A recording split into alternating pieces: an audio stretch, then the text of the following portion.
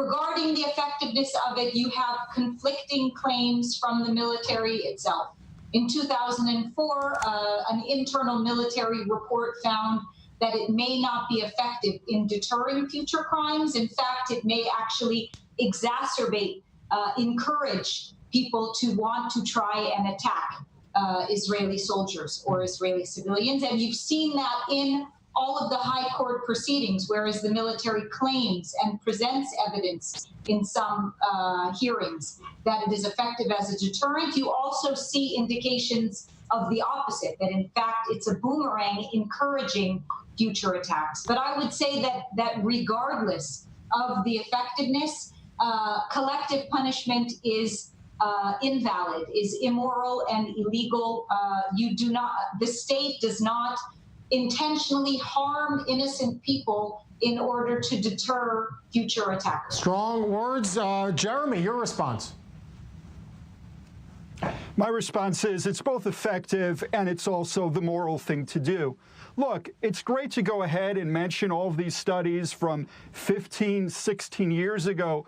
But, Jeff, you just said very clearly the current defense minister, the previous defense minister, as well as the defense minister before that, all say that, yes, this deters terrorists when they understand there is a price that their family is going to pay if they go ahead and commit a crime for nationalist reasons. So yes, there is something for them to think about before they go ahead and do so. Second of all, Jessica can talk about this being collective punishment, but it's not.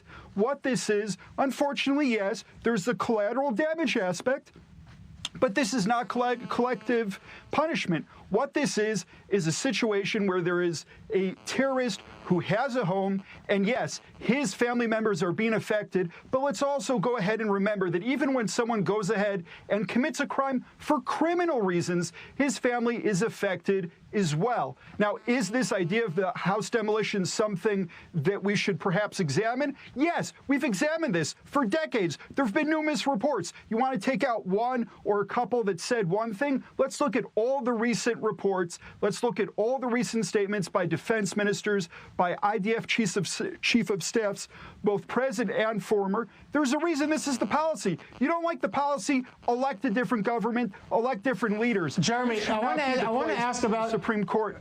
Jeremy, the fact that these demolitions, though, and we have a graphic we'll pull up here from the IDF, they happen every few months and have been for many years. The fact that they are literally happening dozens of times in recent years, does that in and of itself prove it's not an effective deterrent? It has to keep happening because there are still terror attacks.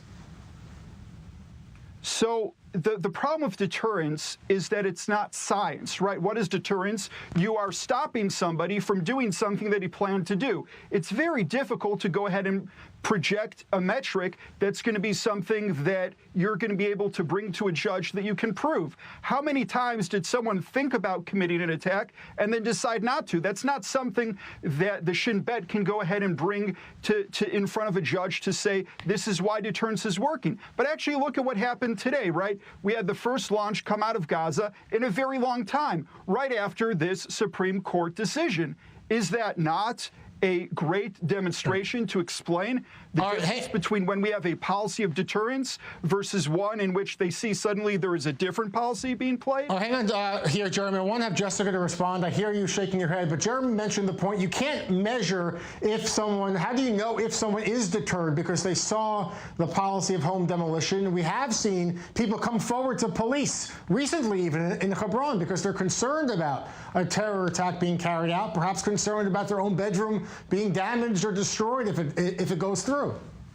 Yes. In fact, it's inaccurate to say there have been numerous reports published showing the effectiveness. There is secret opinions provided to the judges in each hearing. We don't see those reports. I don't know, and none of us know what is in those reports. You have anecdotal evidence, as you have said. Someone who turns in, a famous grandfather who turned in his grandson in order to prevent a demolition, and the opposite last year. An attacker who in his interrogation said what motivated him to commit the attack is a previous home demolition. That's anecdotal information on both sides. I come back to the main point. There is no other policy. Of course, an entire family is affected when a person is put on trial or put in jail, or otherwise there is a criminal justice proceeding against them.